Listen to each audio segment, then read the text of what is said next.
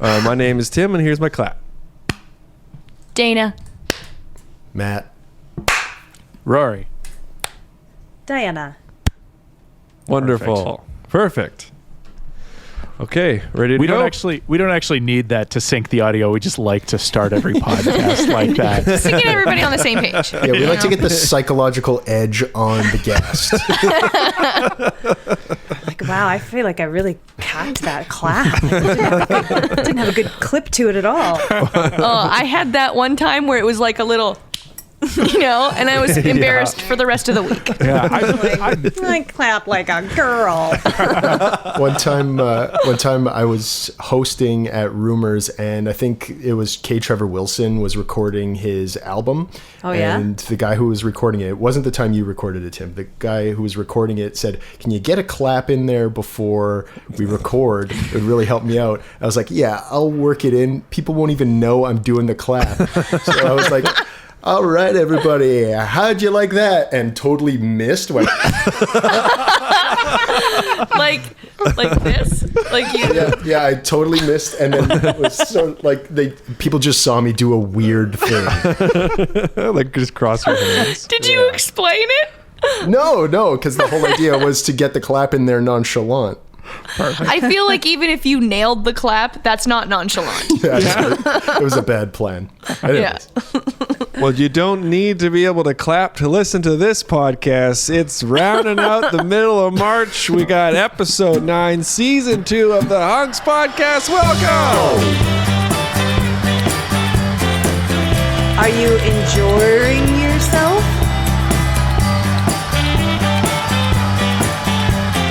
No one hits on me. Not a one. HUNKS podcast. Welcome! To you. Welcome to you and to everyone. Welcome to you and yours. You and yours. This podcast, of course, is brought to you by the Winnipeg Comedy Festival, as well as Stay at Home Manitoba grant program, which makes this podcast entirely possible. It is the fuel in the tank that we burn. Baby burn. Safe at home, but not stay at home. But Yeah. Oh, yeah. I love how about 6 weeks in, you could tell Tim put his notes away and was like, "I got it." Don't worry. I got this committed to memory. Stay at home grant program. Stay at home, Steve. My name is, of course, Tim. I'm Dana. I'm Matt. I'm Rory. And today on the podcast, we are so excited to have this person on the show. They are a winner of a Canadian Screen Award 2020. Also, their dog is probably more successful in film than I'll ever be. Give it up for Diana Francis. Hello, Hi, Diana. Everybody. Hey, I wish my dog is in the other room. I should have brought him in. I generally bring him into everything I do. Oh, I mean, it would be great to get a cameo at some point, but Yeah. I'll send you a picture. Yeah. Yes, That'd be please. great. I don't think we can pay his rates, so.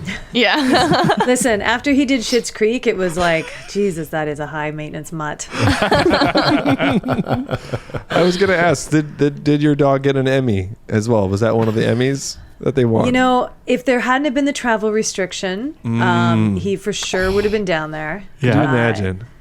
But he was in the season 2 finale of Schitt's Creek, where he got he has this thing where whenever you meet my dog, he's a golden retriever, and if you're listening to this podcast and you're wondering what I look like, just picture a golden retriever.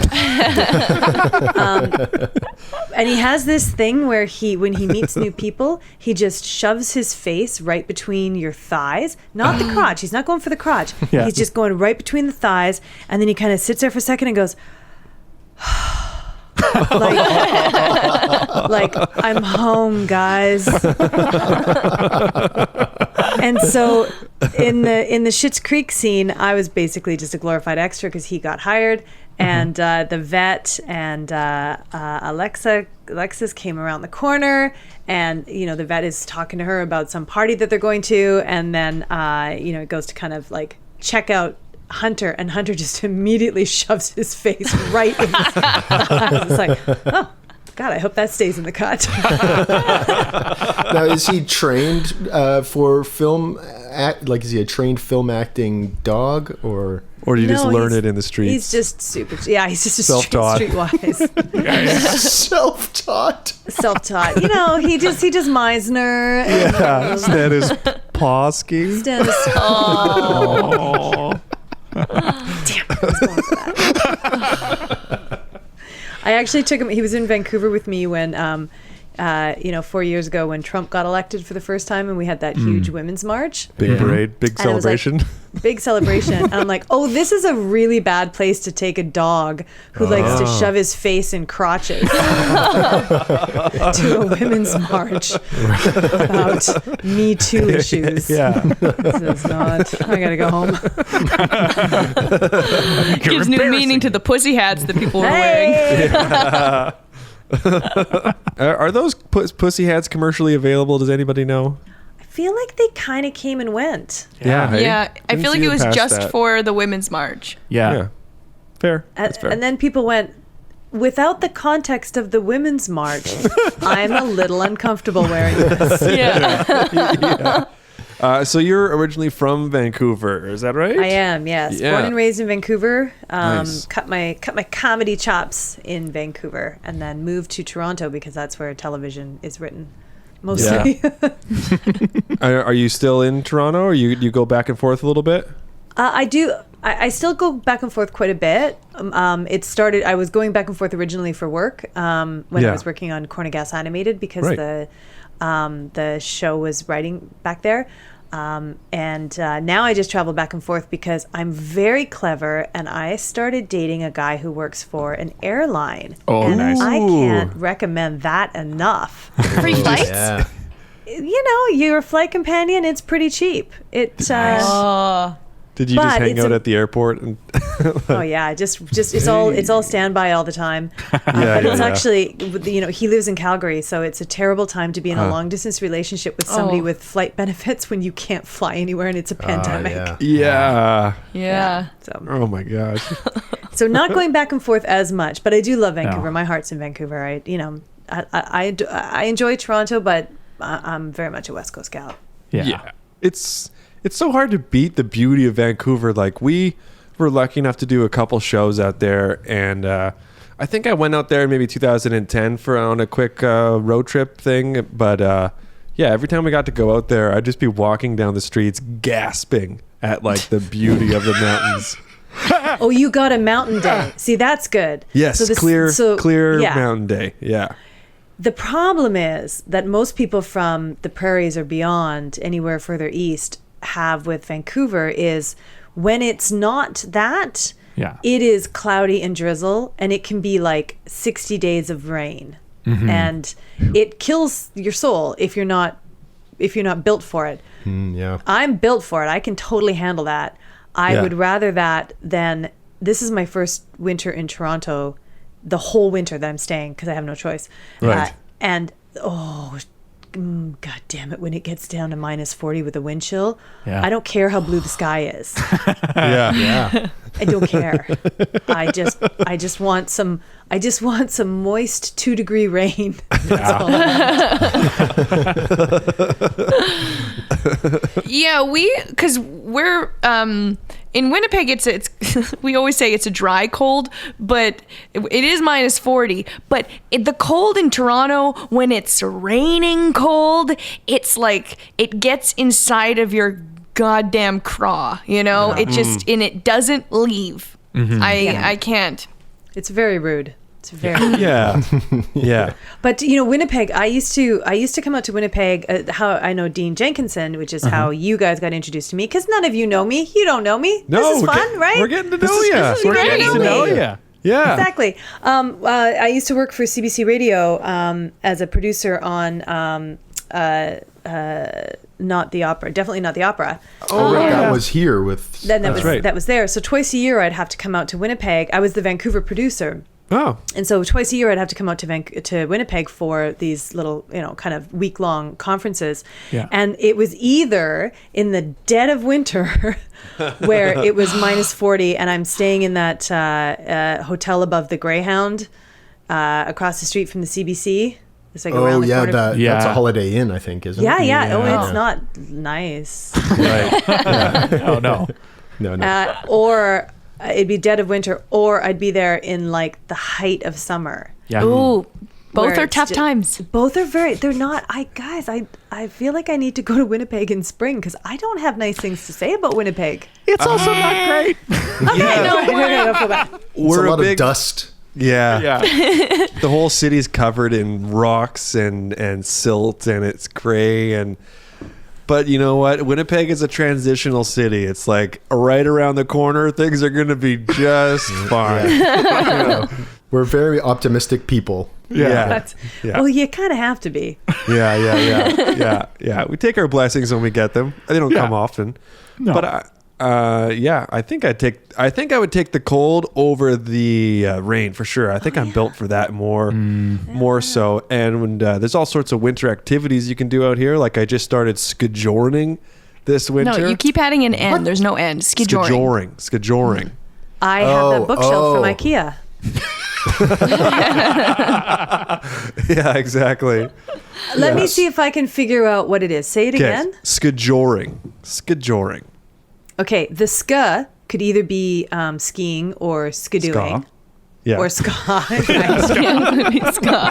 Just busting out some good old fashioned winter ska. Pick it up. And the joring. What is that? The joring Words- really doesn't come from anything. I He's don't wearing, think. He's wearing jorts. Yeah. Are you enjoying yourself? That's a stretch. Skijoring. So it's skiing while I don't even have anything for the Getting warm. joring. That's not even a word. It's not even Pejoratives. part of a word. It's skiing with somebody named George. Yeah, be a George. Yeah, with George Strombolopoulos. You're skiing with George Strombolopoulos. He's pulling you. He's wearing a harness. I'm your boyfriend. It really helps. It really helps pass the winter months. Having George Strombolopoulos around. What is skijoring? Skijoring is basically where you go cross country skiing, but you're being pulled by a dog. So it's like a dog sled type situation. Yeah. But then you remove this sled and you just put a couple skis on your feet, and it's just one dog. Right, and one dog. Yeah. And why is it not called skidogging? Yeah. because that would be too easy. Yeah. Yeah, Right. Or dog skiing. Like right. Well, that's when you put the skis on the dog. that's true. That's true. And then you And got to push push the dog. sunglasses that fit the dog. It's the whole thing. Get a little Put it in a scarf. vest. Oh yeah. What if George Strombolopoulos? What if you're strapped to George Strombolopoulos Okay, and he's yeah. pulling you through the snow? Yeah. Yeah. Right, and- he's on his back and he's like a sled. And you're sitting on him. And he probably poops less while he's skiing, so Okay. that's nice. You don't have to pick it I up. feel like that's more of a Gian Gameshi. Yeah. Skijioning. Skijoning. That sounds like fun. I don't think my dog would be able to do it because my dog gets the snow in its paws, so it would get some good. It would get it going, Yeah. and then it would suddenly the dog. Your mode of transportation would suddenly stop and chew snow out of its paw. Yeah. I think There's you'd have to have a wax. stick and dangle some thighs in front of him. Right. Dangle some thighs. Yeah, for him to put stick his nose in. I see. Okay. I'm like, I see. Dangle Okay. some thighs. Reincorporating my own joke earlier. That's All right. right. Thank you for clarifying. I'm using your own medicine against you. I was picturing raw chicken thighs. Yeah, me too. Yeah. It's Slapping funnier to see together. disembodied thighs. You're right. Nobody would I ask would any rather questions. that. I would rather that than the rain as well. If that's That does sound nice. Although I like the idea of calling skiing with someone just I'm skitimming today because I'm skiing with Tim. yeah. That's a fun way of putting it. That's very funny. And so you've actually done this. Yeah, I did it all winter. So back in September, we adopted a dog. Her name is Aunt Peggy. And yeah, she's a former sled dog from up north Manitoba. Okay, and, so that helps. Because it's not good if you have Yeah. like a Chihuahua. No. Yeah. Need a whole fleet of them. Yeah. Like 50 chihuahuas. Yeah. Yeah. Yeah. That would be fun. Yeah, sorry, I'm just imagining that. I like that. Yeah. Let's let the listener just imagine 50 chihuahuas pulling. Although chihuahuas are like often so vicious, I feel like they would just eat each other. Yeah. Start yapping at each other the whole time. Yeah. It just becomes one of those dust clouds like in a cartoon. Yeah. Also very cute. Yeah. Speaking of George Stroumboulopoulos, you worked on The Hour, didn't you? I did, yeah. If that show ever went over, was it time and a half or was like... They're pretty good at bringing it in an hour. Yeah, they really did. And then they got chopped down to half an hour. Oh, no. after I left, Did it really? Yeah, it did. Because I think it was like a year after I got hired in 2008 when It was a great show, and then by the the way. recession hit. Oh. Yeah. Like, oh shit. That thing. But then I think it was like 2 seasons. Yeah, the season after that, or one more after that, they went down to half an hour and changed the time slot. But that was fun. I did really love that job. I'm interested to know what your path into television writing was like. Like, do you know what I mean? Like, how'd you get your foot in that door? You know, it's so funny. I wish that there was a way with what we do for a living where you could tell people, this is the path that you do if you want to learn how to write for television. Yeah. You know, you want to become a lawyer, you want to become a doctor. It's like, do this, go to Totally. school, learn these things, take this Yeah. test, intern here, boom, you're the thing you want to be. Yeah. But there's no straight line that can be replicated by two people to get into the television industry. So the way that mine happened, I started in Vancouver as an improviser. I started at the Vancouver Theatre Sports League. Yeah. And improv really quickly led to sketch because I left theater sports and was producing a Monday night improv show at the same venue where Brent Butt was doing a Tuesday night stand-up show in Vancouver at the Urban Well. Yeah, I was going to So- ask about that. Graham Clark, past guest, has told us many stories of like just how wild that venue was, and those shows were just packed and so fun. So fun. So we had Monday night. Cool. They had Tuesday night, and they were equally as fun and successful and and crazy and bonding. And Were so you doing we sort of short realized form or long form or what kind of?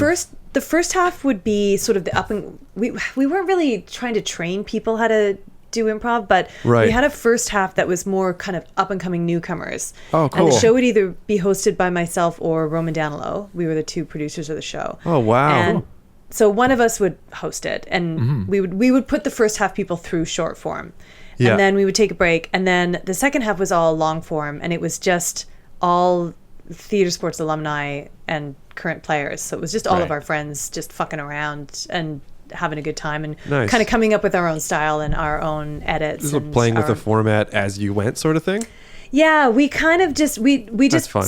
we did edits by just yelling new scene because we had such fun. it was such a weird venue that you couldn't do your typical long form like crossovers, like that Second City crossover style. Yeah. There just wasn't room. If you did that, you'd end up like barreling into the women's bathroom because the women's bathroom door was right by the stage. Yeah. So there just wasn't room. So we would just literally do an audio cue of like somebody said something funny, that's the button on the scene, new scene, and then somebody else starts. Yeah. Wow. Yeah. Okay. Nice. And we really quickly started falling into a pattern of finding like really funny reoccurring characters, and the audience started to get to know some of our reoccurring characters. So we started doing some sketch and did some fringe shows. So our sketch group was called Canadian Content, and it was many of the same people who did Urban Improv. And then we started going to, the Chicago Sketchfest, San Francisco Sketchfest. We opened for David Cross and Bob Odenkirk when they came into town, which was just way. like fucking mind-blowing. Holy Yeah. shit. Wow. Yeah. And let me just cross that off. One of my two truths and a lie. And writing for sketch really round about that same time, I think one of the funnest things about this industry is you just don't know where a gig is going to take you. Yeah. And it's why I think you should be open to anything, especially in your early years when you're just building your networking base and you're building your skills and your, those first 10 years of doing comedy. Say yes to fucking everything. Even if it's a shit gig, you never know what it's going to turn into. Yeah. Even if it's a shit gig, it's going to be a great story. I got free tacos once. It was honestly so He still talks about it. Unreal. So I had picked up a gig where there was a show called Basic Black on CBC Radio, hosted by Arthur Black, and they were doing a live show, and they wanted some sort of Star Wars themed sketch, and they called Richard Side, who is eventually the producer of The Debaters. Right. Yeah. So Richard Side was supposed to write this sketch, and then he couldn't do it, so he handed it off to Roman Danilo. And then Roman brought me in because he didn't want to do it alone. So now Roman and I are supposed to write and perform this sketch live. And then Roman bails. And I'm like, oh my gosh. So I bring in a really dear friend of mine, Drew McCready, and we end up writing and doing this sketch live. It goes well. And the producer of Basic Black also produced a show called Richardson's Roundup, which was like a storytelling. Like people would call in and not even tell stories, but just like weird tangents that would then, for the next episode, create more tangents. Like, well, if you really want to fix your car, if your timing belt goes, I used a pair of pantyhose, and then all of a sudden, the next episode is talking about weird uses for pantyhose, things like that. Right? Right. So she brought us in to write a weekly sketch that was sort of taking the piss out of whatever the best call was of the week, and we called it Great Canadian Achievers, where we made it almost like a heritage moment. Nice.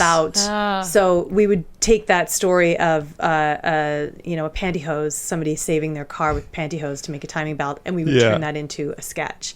Nice. And the very first episode that we wrote, the producer sent it into the New York Radio Awards, and we won the top honors for radio sketch. Holy and we were smokes. like, whoa, holy fuck. And we got nominated for a Writers Guild Award. We were like, what's happening? That was our first gig that got us our Writers Guild status. Right. And we were like, Jesus Christ. So that kind of got me in the door into CBC Radio. And then I think because Canada's inherently lazy, once they know you as something, they're like, great, you're the funny sketch writer from Vancouver. And Vancouver has a really great improv scene, but it doesn't have a strong sketch scene because there's not a lot of venues that are affordable to rent thank you condos. Yeah. You welcome. So I was one of the few people that was writing sketch stuff. Right. And so that got me noticed, and it got me a foot in the door at 22 Minutes. 22 Minutes got me a foot in the door to Strombo.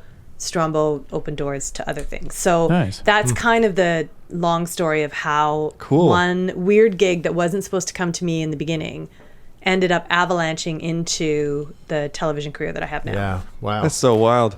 Yeah, I love that, and I think you're right, and that's kind of what keeps me going is that idea that you never know what's around the next corner. Yeah, you have to love what you're doing. Yeah. You have to. I mean, I think it's harder when you're supporting a family. Like, I'm not married. I don't have kids. So it's just me and the dog, right? Me neither, but I am supporting a family. Oh, I lost a lawsuit. Yeah. And then a poker game. Tell me more. Actually, he won that poker game. Yeah. I get your family's financial problems. They're all mine. God damn it, I was bluffing. Yeah. Like, I think you generally have to love it. Like, I know so many people who are incredibly talented, incredibly funny, but they couldn't handle the financial insecurity of never knowing where your next gig is going to come from, right? And I don't know. I got lucky early on where I just didn't care. I just really honestly trusted that I'd figure it out. Yeah. So I quit the last waitressing job. The last day job I had was when I was like 28, and I haven't, I've just like, there was a few super lean years in there where I was like, doing some bad roving characters just for the money. But that's the shit that also builds character and builds your community. And I think you have to do those insane gigs of, like, touring and like I did tours all through BC with theater sports doing children's theater where you're like hung over as fuck. And it's 8 a.m. and like your fellow improviser is barfing into a ball pit, all the medicine balls. Like, Scott, we have to go do a show. Next scene. Yeah. And then I also got really lucky. I got into the I dropped a pen. That was really loud. I got really lucky, and in 2015, I got into the Canadian Film Centre's primetime TV writing program, and that really kicked the door open because that's like a concentrated 4.5 month program where you're in a simulated writer's room with an executive producer / showrunner, and they come in with an idea, and you break that whole show with them. And everybody writes an episode or half an episode, and then plus you also create your own show. And you have all these mentors. You meet everybody in the industry in Toronto. Wow. You meet all the network executives. You meet all of the agents. You meet all of the production companies. It's like if you're on one side of a door and on the other side is like trying to get into writing rooms. Yeah. The CFC just helps open that door a little bit. Wow. Oh, cool. Orphan Black was created out of that program. No way. Mary Kills People was the year before me. And Travelers also came out of that program as well. Wow. Yeah. That's awesome. Yeah, so that really helped. And that's out of Toronto. That's out of Toronto. And then there's a new one that came up about 2 or 3 years ago that's sort of the sister program in Vancouver, and it's called the Pacific Screenwriting Conference? Pacific Screenwriting course or conference or something. Mm-hmm. And it's a similar one, but it's for West Coast people. You have to have like West Coast vibes to get in? I don't think with either of them you don't have to be living in Toronto or Vancouver, but you have to be able to stay there for like you can't work when you're doing that because you really realize, writing is hard and it's a lot of work. Yeah. So, but people come from all over the country to apply. Yeah. Cool. Oh, wow. Mm-hmm. That's awesome. So did you worked on Comedy Inc. as well? I did, yeah. Yeah. I used to watch that show all the time. I remember Roman Daniel came to Winnipeg, did a show at the gas station theater here. Yeah. And I had just started like a radio show at the University of Manitoba, and I would reach out to like whoever was coming into town, and I remember so specifically him being so like open and warm and like making time for me before the show to interview him for my little university radio show, and he like gave me a whole bunch of nice advice and stuff like that, and it was a great show too. Yeah, Roman's one of my dearest friends in the world. We've known each other for like 25 years. Yeah. And I wasn't part of the full staff on. That was one of my first professional sketch writing gigs. Right around that time, I started writing for The Irrelevant Show on CBC Radio and Comedy Inc. And I was sort of Roman's satellite writer a couple seasons in. So he was sort of feeling a bit dry of like, we're going into season 4. I think I'm out of ideas. So we would co-write everything in Vancouver, and then he would take it to the room, which was nice. So I never got to do the room, but I'd be writing with him in Vancouver. Right. Oh, that's sweet. Cool. Nice. Yeah, it's really fun. And he and I have done a lot of traveling together, and there is nothing like traveling with one of your best friends when you also have to write stuff. Yeah. Because we would work on his stand-up on like road trips down to LA and just get into massive giggle fits and super fun. Nice. Have you found it a big difference between writing for animation versus writing for live action, or similar skill set? Yeah, it's a good question. I think that there probably is a difference, but there wasn't a difference on the show that I wrote for, which was Corner Gas Animated, because Brent basically wrote the animated show very similar to how they wrote the live action. And what was really lovely is stepping into that room, you knew those characters really well. You knew those voices really well. So the thing that the animation, and a lot of people don't realize this, they think, oh God, okay, so they're just, okay, turn it into an animated show, just trying to get more money out of it. But Brent actually started his career as a cartoonist. Right. Like he Really? did the template for all of, he did the prototypes for all of the characters. He's That's awesome. really good at drawing cartoons. That was his first love. Cool. Didn't he work in like ad copy or something like that? Like, or he? I think I heard that he wrote like a graphic novel or like a comic book or something like that before he. Comic book makes sense. I don't know if he was ad copy. Steve Patterson did ad copy. Oh, okay. But yeah, he. Can we just go ahead and just say that? add that to his Wikipedia. Yeah, sure. just shove it in Wiki. He can also do backflips on command. He's also an amazing lover, apparently. Put that in there. Yeah, that's in his wiki. It's in his wiki. Yeah, that's what he calls his penis, his wiki. Yeah. But what was really nice about the animation is it really opened it up what we could do with the show, because if you've watched Corner Gas, there's always those quick like swish pans away to, it's like they're talking about something's happening, swish pan away to joke, come back. Yeah. Well, so what we were really able to do in the first, we had a lot of fun in that first season of like, holy shit, if we want to swish pan away to a Sasquatch fighting a unicorn, we can do that. Yeah. And then around about halfway through season 2, they came back and they're like, that's really expensive. Stop with that. I inadvertently wrote an episode that was all about the town sewer system getting clogged up because Wanda flushed a bunch of those little, those little things that you put in water and they Tampons? expand. No, not tampons. Oh yeah, like the little dinosaurs and stuff little like that. Dinosaurs that expand. It would grow up and and so she flushed a bunch of those and it plugged the sewer system. Yeah. And when I was in Toronto and I went to the animation studio that does all the animation, Smiley Guy, and I met the owner, Jonas Diamond, and he was like, "Oh, hey, you're Diana. You wrote okay, yeah, great. Stop writing water. Stop it." Because I didn't know, but apparently water is incredibly difficult to animate. I guess there's a lot moving or a lot of movement. Yeah. Okay. You got to keep the paper dry. It's hard. So that's kind of the bigger difference, is that when you're writing for animation, you have to be mindful of the fact that this has to be drawn. Yeah. Right. And yeah. I don't know if you're privy to this information, but at the animation studio, when they're starting to the day, does somebody yell action? You're right. I am not privy to that information. I don't know. That's a really interesting question. Thank you. I mean, I think it might be time to be getting into Two Truths and a Lie. Ooh, Yeah. How exciting. Well, so here's my question. Have you guys Googled me at all? Because you must have looked me up in some way, because lovely Dean Jenkinson recommended me, and you must have Googled me. Okay. Yeah. Big time.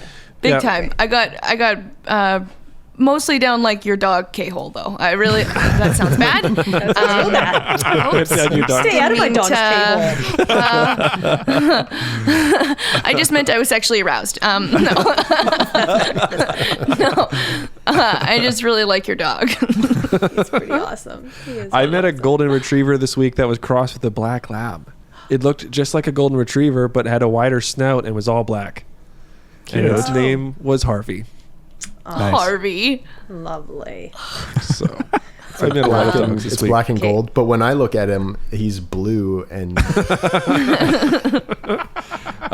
Matt, do you want to explain how this game works? yes. Two Truths and a Lie is a time-honored game that we love to play on the Hunks podcast, where one of us gives 3 statements, 2 of which are true, 1 is a lie. Everybody else has to guess what is the lie. This week, helping us out with the 3 statements is Diana Francis. Take it away. All right. Here is my first statement. Okay. First statement, everyone. Is this a truth or is this a lie? I once threw up on top of Ayers Rock. Oh, nice. Back when it was still called Ayers Rock. Okay. Could be a truth. Okay. Could be a lie. Okay. Statement number 2. I broke up with my boyfriend on 9/11 because I realized Life is too short. And so is he.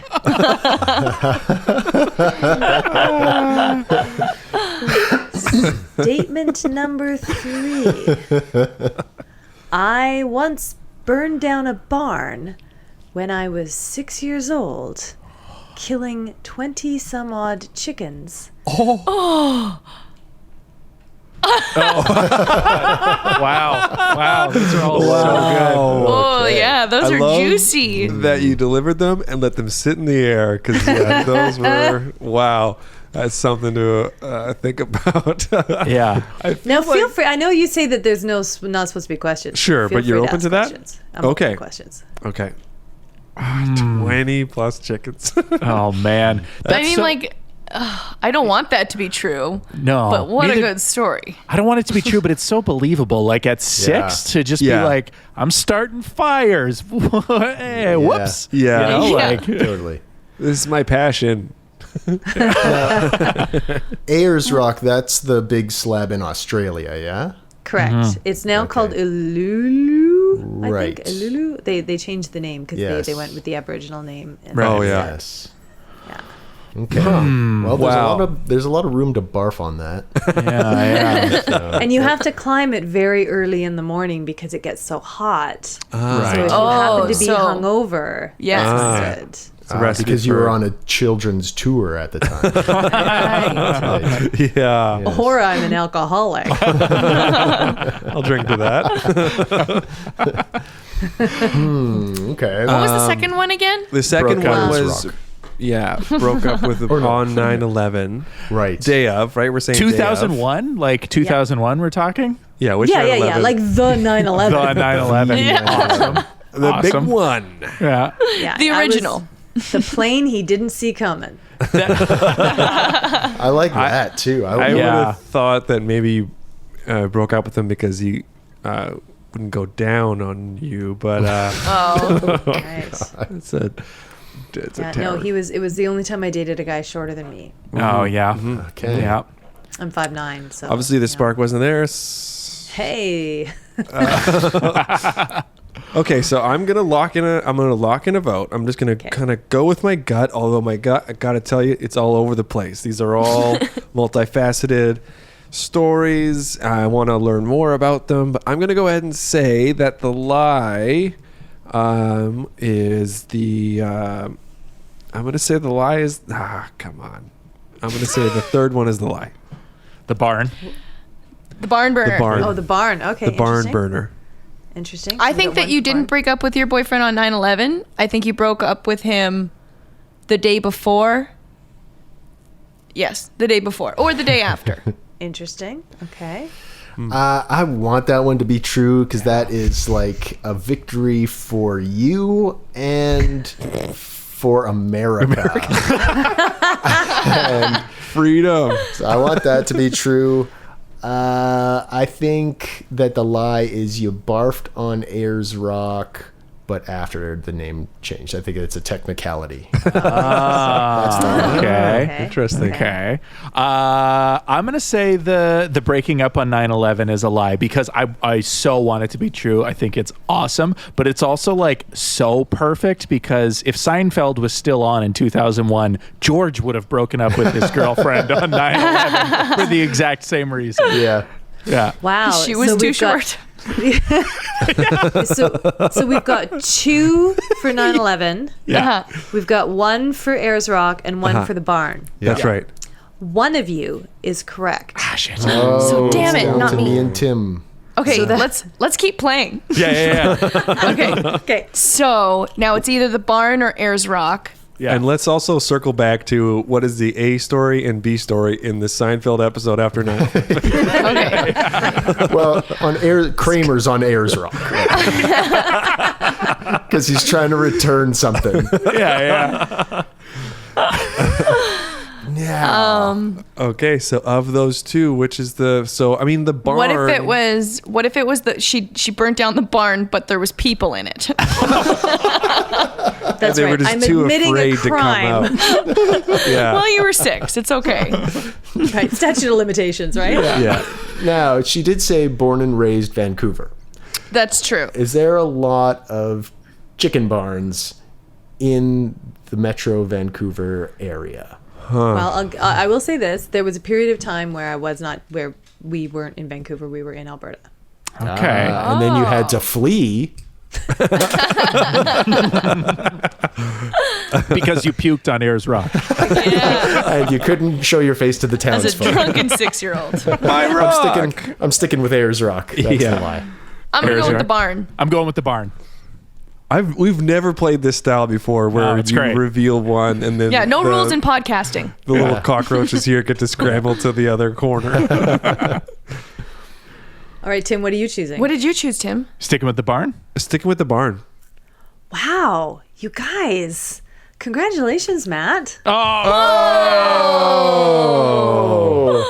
I have climbed Ayers Rock, and I had a fight with my Australian boyfriend because I was very hungover and I didn't want to do it, but we had taken a whole trip out there. Yeah. And so I sulked the entire way up. And so And you I- burnt down a barn Burnt on a barn. His family barn. in retaliation. I did. I was 6 years old, and my family had moved out from Langley, BC to like out of nowhere. We were living in this farm, and my brother and I were very annoyed that we couldn't go camping because we used to love to go camping every year. Nice. So yeah. it's the middle of July in Camrose, Alberta, and my brother and I are playing camping. In the second layer, you know how a barn has that second Yeah. layer? Loft? Where they, Hayloft. the loft? Yeah. Well, Yeah. the hay Yeah. in Yes. July Yes. is drying out. Wow. And I had my little fire going, and my brother had his little fire going. Oh my God. And we're having a good old time. And my brother took a bale of string, and he threw it on my fire, not his fire. He threw it on my fire, and I remember him saying, "Watch this burn." And it just went whoosh, like within seconds. Wow. Like the ceiling of the barn was engulfed in flames. And I remember grabbing like a cat dish and climbing down the ladder, going to the cow trough, trying to like scoop up water no. in a cat dish, climbing one-handed back up the ladder into a towering inferno with a cat dish amount of water. No. Sploosh into this raging inferno. And Oh my God. we took down the barn, the silo, the chicken coop. There was about 20 some odd chickens, all my gone. The gosh. only thing that survived was the house. And we were in the middle of nowhere, so by the time the volunteer fire department showed up, they all just like everything was gone. Yeah. So they just kind of wandered around, and they're like, "Yeah, faulty wiring." So my Really? dad got a bunch of insurance money. Oh Nice. my God. Yeah. My brother and I never got punished because my mom's theory was if we got punished, Yeah. we'd be like bragging to all of our friends, Yes. like I'm doing now, and telling them, and that they'd get that money taken away. Yeah. So it wasn't until I was 13 years old. My brother and I are out for dinner at Mr. Mike's with my mom, and we're like, I don't know We how have a it came up, Mrs. but- Mike's in town here. That's a really good do burger you? place. Yeah, I just had the other day.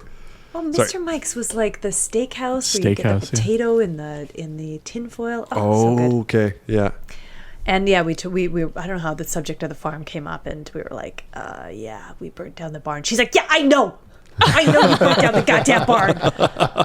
And that's But we're when we found rich. Eat your caviar. And that's the last we'll speak of this. out. So eat this all-you-can-eat salad bar and get out of here. Get in the private jet. So yes, I did Jeff burn down a barn. Bezos. Is your brother Jeff Bezos? Oh my God, you have to tell us. Wow. Legally, you have to tell us if your brother's Jeff Bezos. So you did break up excited, with yeah. your boyfriend on 9/11. I did. How did he take Yes. it? Not well. Oh, that's like the perfect get out of jail free card, though. He should have taken it well because it's like fair. Yeah. Yeah. 9/11? Yeah. Fine. Yeah. Yeah. There are more important things. I'm realizing. I He's thought like, the this is world the was ending." worst thing that happened to me today. We met. It's one of the only times that I've ever been. I don't know if this happens to you, Dana, but I find like as a woman in comedy, dudes don't hit on us a lot. happen. Yeah, no. Women more so, but Okay, yeah, well, that's fine. no, I made that up. No one hits on me. Not a one. Well, I was doing improv at Urban Improv, and this guy was sitting on one of the tall bar stools, and he was with a mutual friend of ours. We had a mutual friend, and he was super funny and charming and cute, and I got all ballsy. And the next day I was because I'd been flirting with him, after the show, and the next day I called my mutual friend, and I'm like, who's that guy? I want to meet him. And she's like, oh, his name's Peter, and he's in the music business. You should call him up. He'd love it. So I call I've never done this before. Call this guy out of the blue. Ask him out. He's blown away. We go to, but in my head, I'm like, I think he's shorter than me. And it was a bit of a tricky. I'm 5'9", right? Like I'm not a tiny human. Yeah. And he was like this little kind of hipster dude, like tiny, skinny little dude. Pocket size. And you put a wee little pocket guy. And we go to our first date, and I show up, and he's already sitting down. And he didn't get up. He didn't get up. Still a Seinfeld episode. It really is. So we have this like 3-4 hour dinner and drinks. We're getting along like a house on fire. It's amazing. He doesn't go to the bathroom once. Doesn't go to the bathroom. And I'm wearing boots with a little bit of a heel. They're so cute. And we get up to leave, and he literally comes up to my chin. Oh, no. So, And then he gets off his stool. Gets into his booster seat in his car. And I'm thinking I'm being shallow. This is a great guy. I gotta make this work. But every time if we were standing up to smooch, I'd have it was like I had scoliosis, because I'd contort myself into this just kind of really bad posture. Yeah. And it was like a 3-month relationship that I pushed to 9 months, because I was trying to make it work, because I thought I was shallow. Yeah. And then when the world is ending, I'm like, no.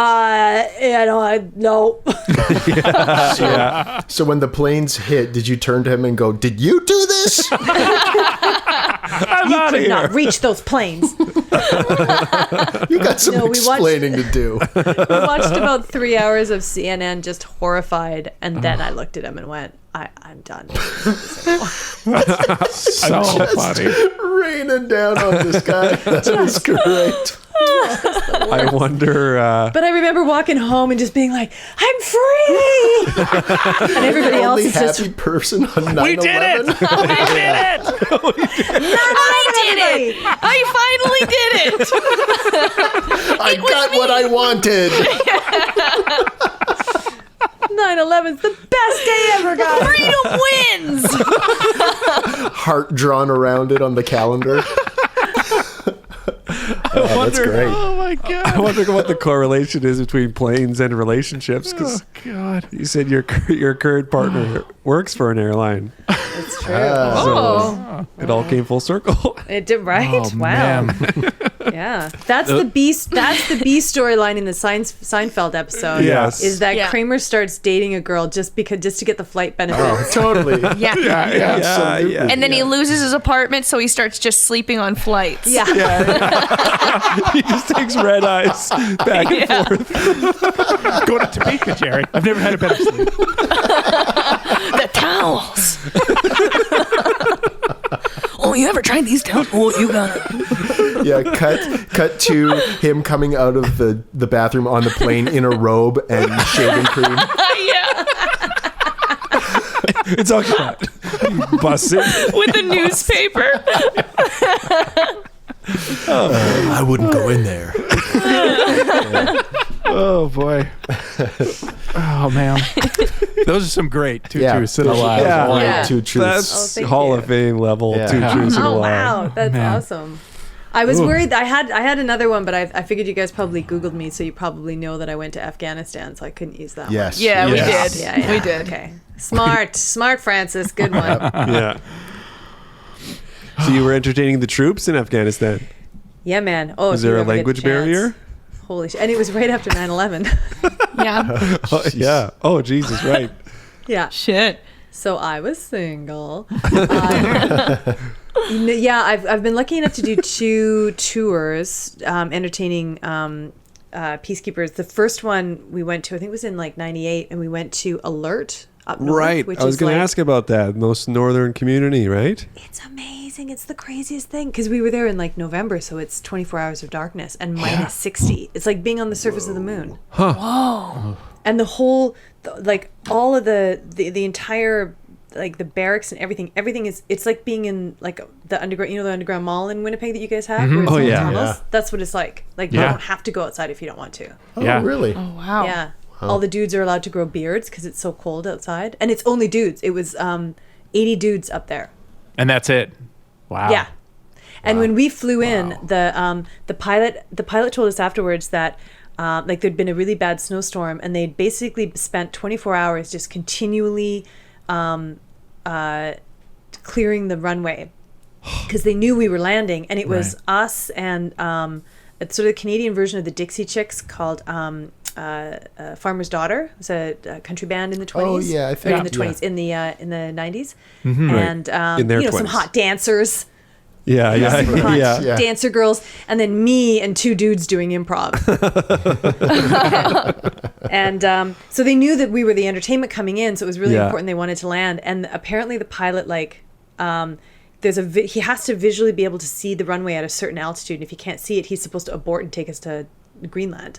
'Cause Wow. it's not safe. Whoa. But he knew how important it was because these dudes are there for like 6-month rotations, and it's right before Christmas, right. and we are the entertainment. We're like, Yeah. everyone's looking forward to it.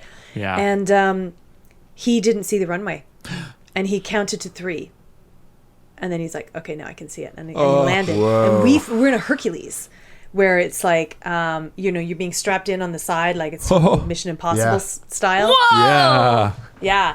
And Data love we hit the runway, and you feel when you have a good landing, and you feel when you're going sideways. Yeah. Like we hit that runway, and it was apparently a nail biter for everybody. Whoa. But when we showed up, my God, you've never had better audiences in your life. Oh, I Yeah. bet. I bet. Really? Yeah. Oh, wow. Yeah. Oh, that's Yeah. awesome. So that first tour we did Alert, Bosnia, Egypt, and Israel. And then the second tour we did Kabul, Afghanistan.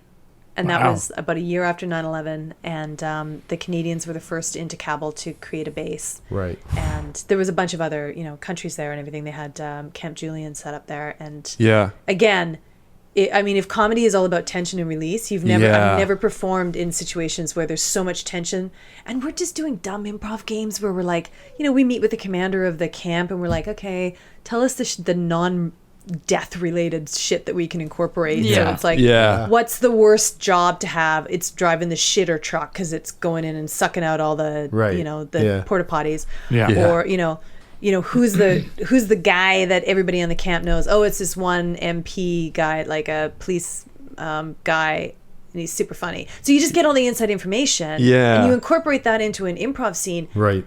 and they think you're like fucking geniuses. Yeah. Totally. Yeah. I've never done improv where it's literally like, say a line, wait for the roar of the crowd to die down. We can look at each other and go, do you got something? No. You got something? I got something better. Oh, you do? You got something better? You think You're just writing it as you go. right? Like, it's the Disclaimer gets on the Third Yeah. draft coming through before the dies down. I have There's some been some notes on your changes. arm scene. Yeah, and you're also doing improv for guys with like loaded machine guns on their backs, and they're like laughing, and you're like, okay, just calm down. Be less yeah. funny. Yeah.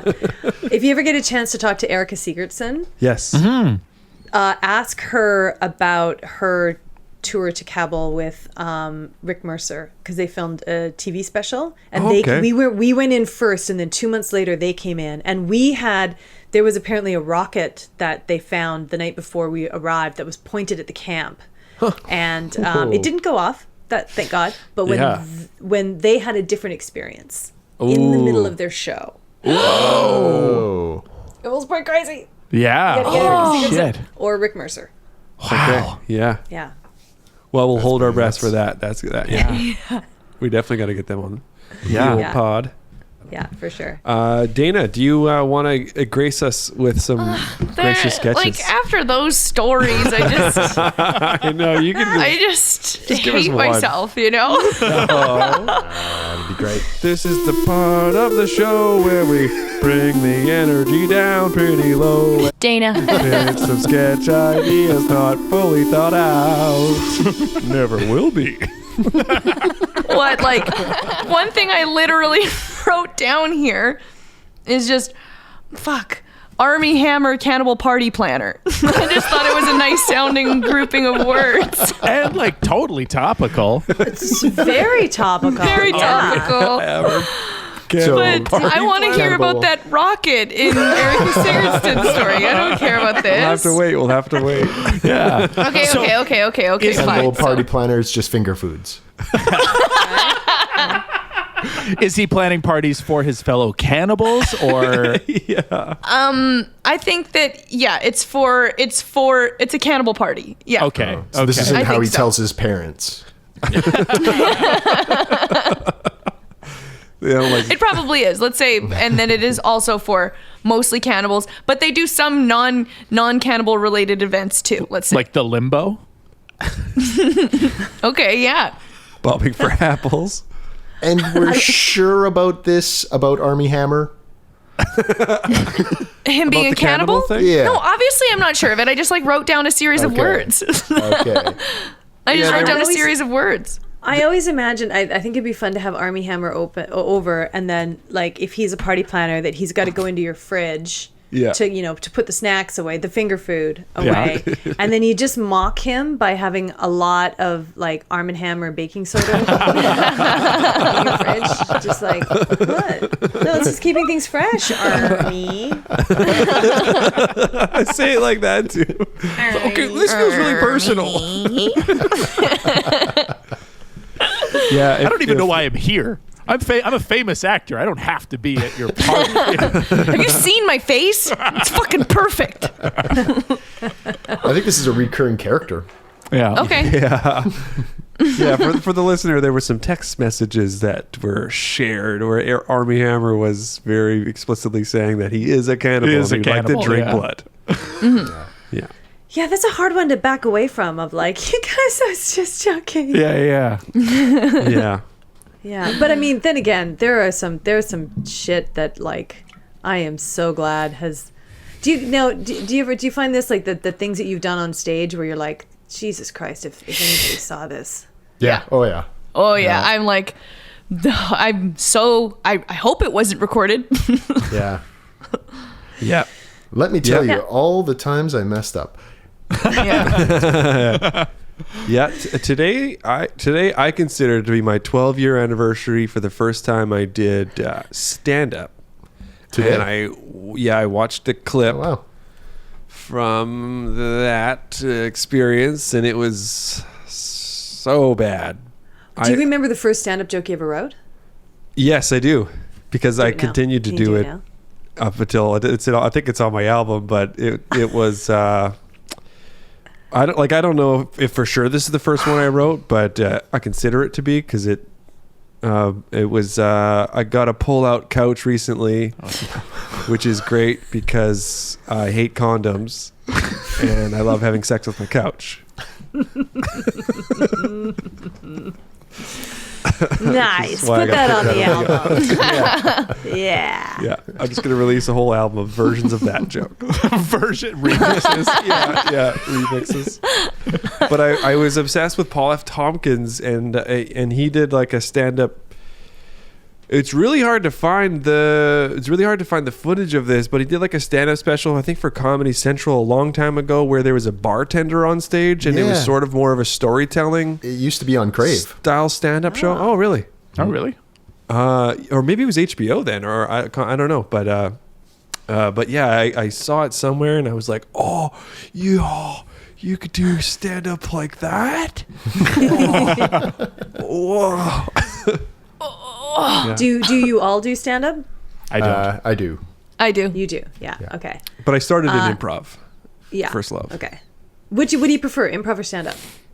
Improv, I think hands down, I prefer. But it's so much harder to get the people together for, get a venue, like hold a troupe together or that kind of thing, you know? Yeah. Stand up is so much more easier because you can just run to an open mic and just work on it. But I'll do a lot of improv inside of that stand up world. Right. What do you guys prefer? I'm terrified of improv. Really? Yeah, I'm really scared of it. Like, I don't think that I don't know what it is. I wish that I had done more as I was younger, when I was like in my early 20s or something, like to just get a little bit more confidence in improv, because I'm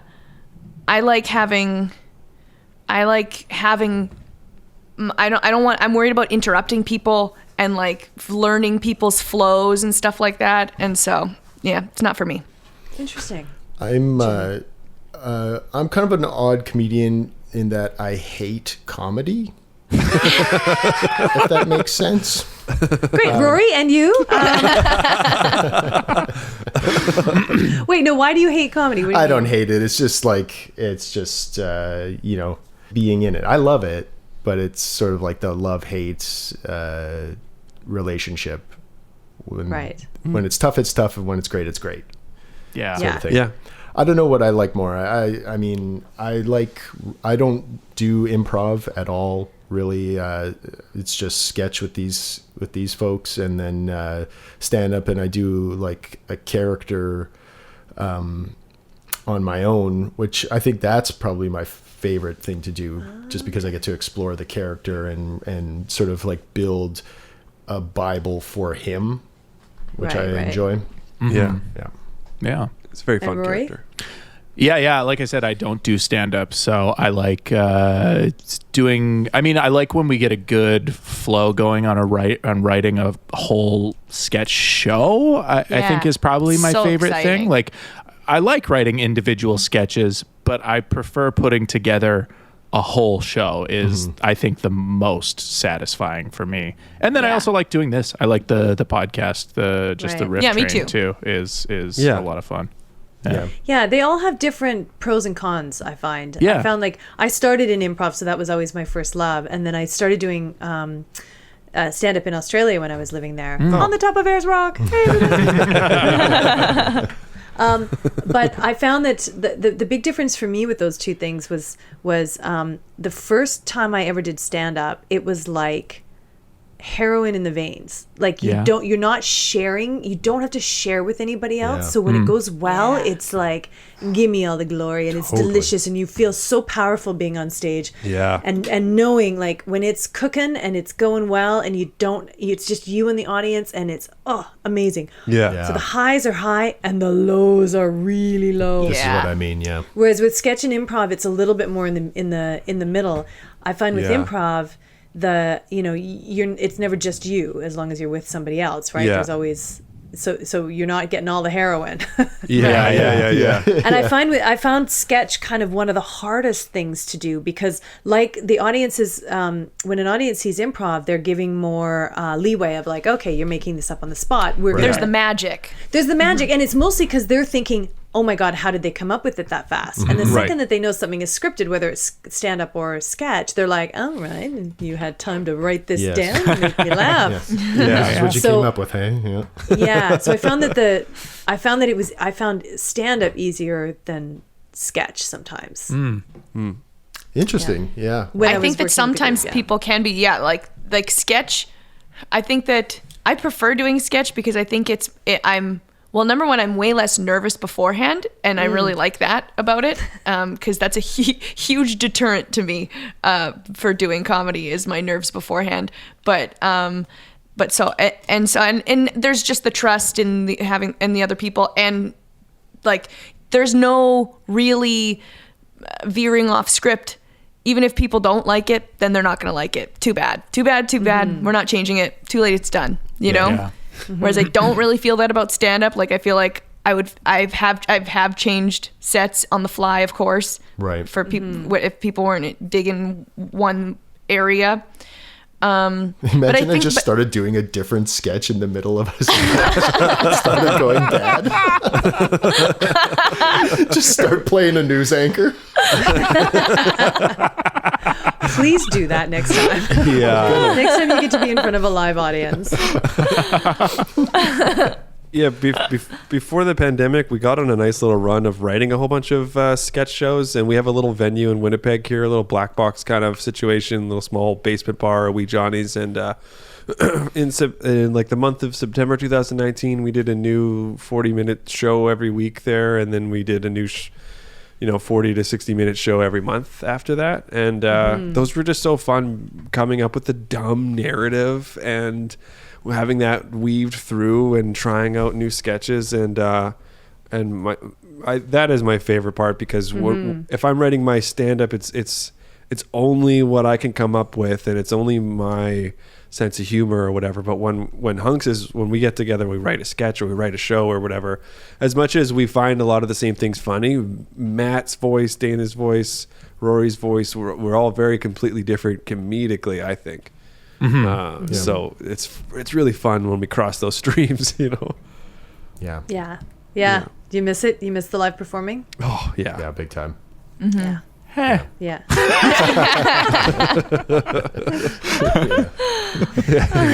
I tell you, I've never been more grateful in my life that I transitioned to writing for television, because even though nothing was really in production, there was at least a lot of stuff that was still in development, and I do a lot of work as a story editor. So great.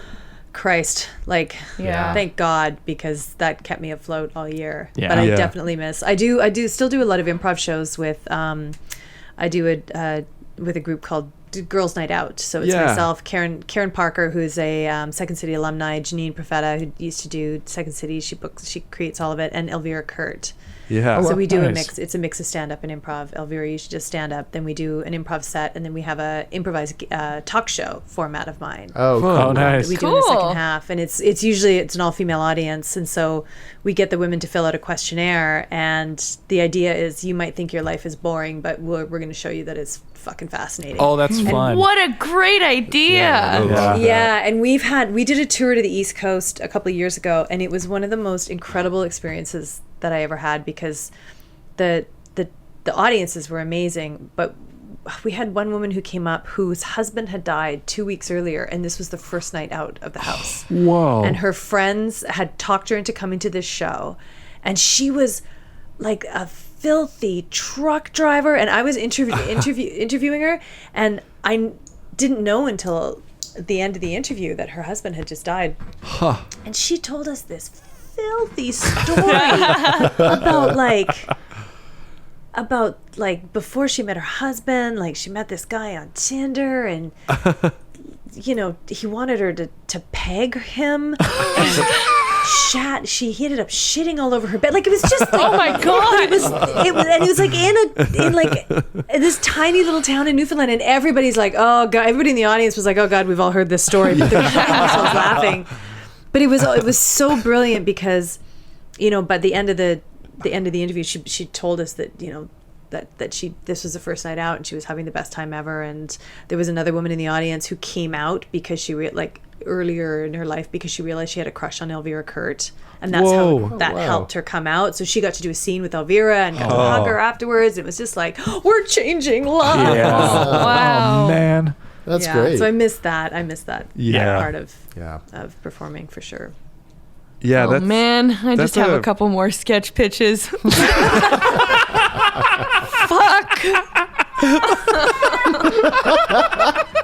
Let's hear them. Oh. So that beautiful story. What if I just did one of them? Sure. Okay, I'll just do one more. Okay. What about the idea of the outdated Bionic Man?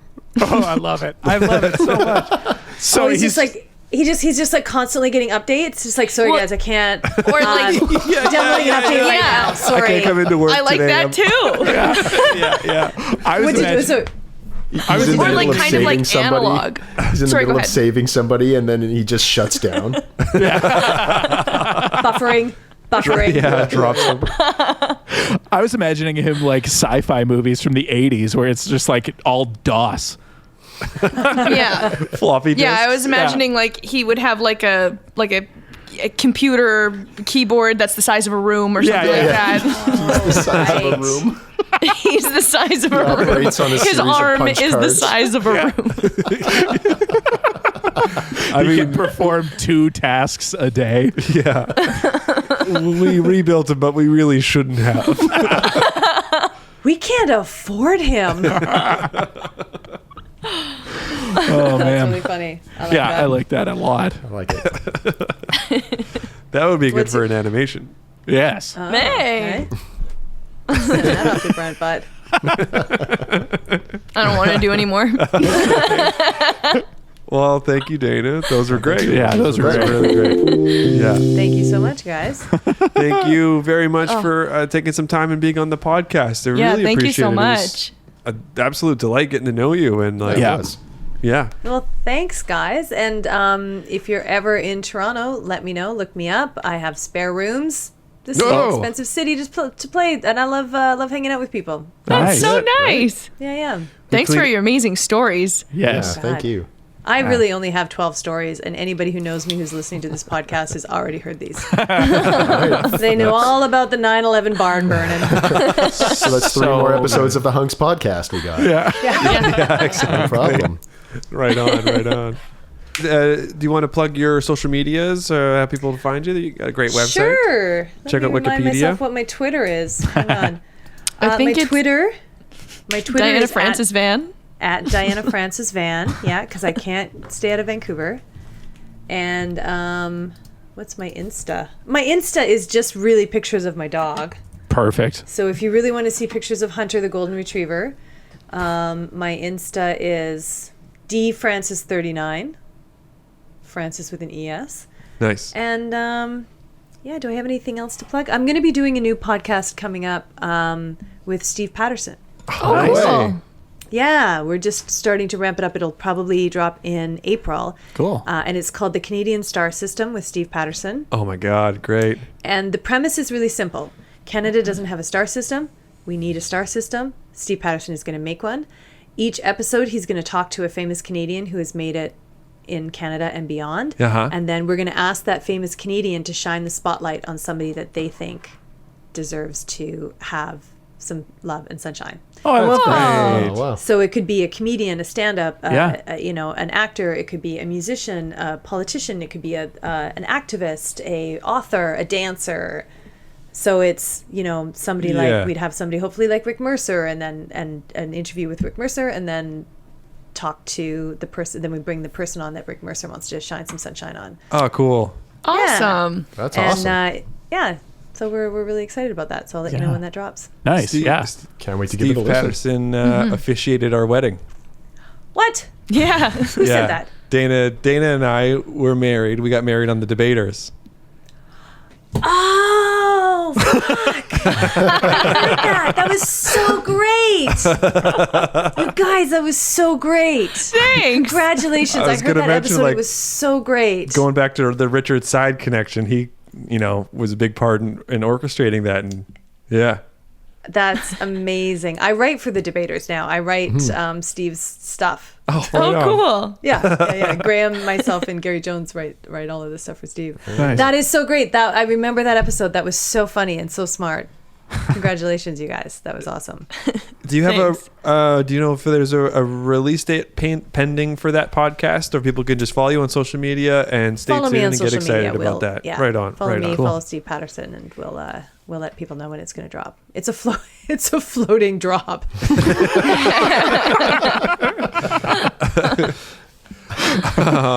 Speaking of floating drops, Rory, where else can they find Hunks? I'm going to choose to not take offense to that, but you can find Hunks on all social media, YouTube, Facebook, You piece of Instagram, shit. Twitter, Bandcamp, TikTok, at Hunks Comedy. You can find us all of those places. And Matt, I understand Hunks is releasing a comedy album soon. Yeah, that's right, Tim. Hunks is releasing our debut sketch comedy album. It's going to be dropping April 1st. It was recorded in a simpler time when people could gather and laugh. So you can hear what that's all about. You can get it everywhere, especially Napster. I can't stress that enough. Yeah. It's called Mouth Beef, and you can pre-order it soon, I think. Yeah, I think now. Oh, one other thing I wanted to mention is we've been writing a series of art pieces for CBC Comedy as well. Pretty much every month we'll have stuff up on CBC Comedy, so check those out as well. I don't think we've ever mentioned it on the podcast. So Right. Yeah. Yeah, Matt just penned one up. That was a funny daylight savings article.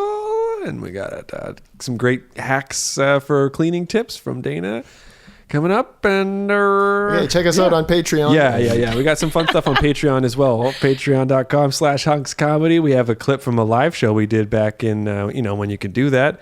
Anyways, that's been season 2, episode 9 of the Hunks podcast. Thanks, of course, to Rusty Matthias for doing the audio. And any last words, Diana? I'm so happy that I'm episode 9. 9 is my favorite number, and I'm perfect. wearing a necklace with the number 9 on it. And I met my boyfriend on September 9, and he has a tattoo with 9 nines. Oh my God. Wow. And the best day of your life was 9/11. Right? Oh, man. Thanks, Diana. Thanks Yeah, for thanks doing very the much. show. Thank you very Appreciate it much. so much. Bye. Bye.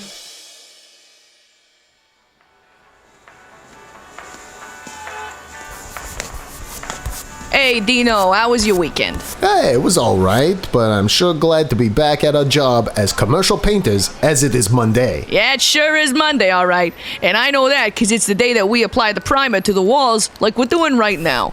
Please elaborate on your weekend. Well, this weekend was the first time I met my mom's new boyfriend. Oh boy, I bet that was awkward. Oh, you bet. You'll never guess what he said when I walked through that door. Oh, did he tell you that you should part your hair the other way? What?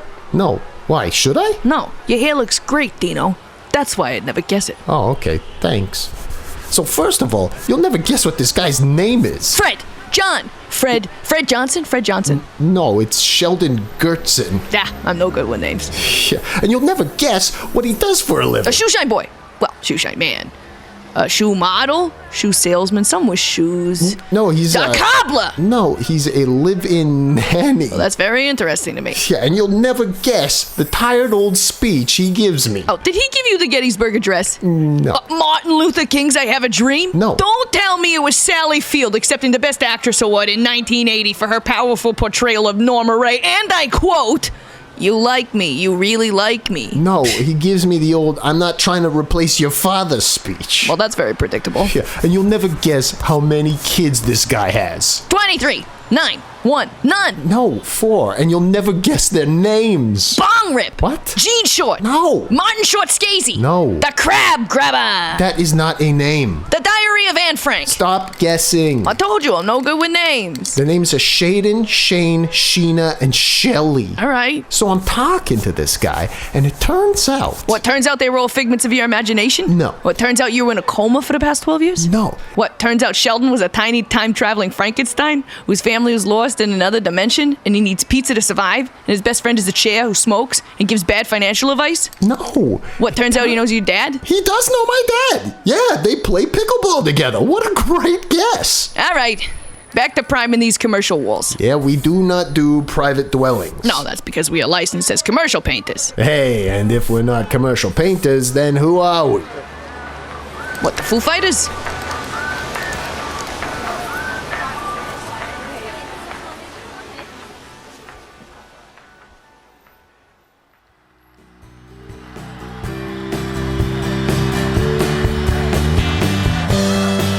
HUNKS is a sketch comedy group from Winnipeg, got it? They are Rory Fallis, Tim Gray, Matt Nightingale, and Dana Smith. Episodes are produced and recorded each week from their homes in Winnipeg, Manitoba, Canada. Additional production and sound design and stuff like that by me, Rusty Matthias, at my home. Thanks again to this week's special guest, Diana Francis. That's D Francis 39 on Instagram if you want to see pictures of her dog from Schitt's Creek. That's so cool. Make sure you listen and subscribe to the HUNKS podcast wherever you're listening to it right now, and tune in again next week for another special guest that will blow your freaking mind.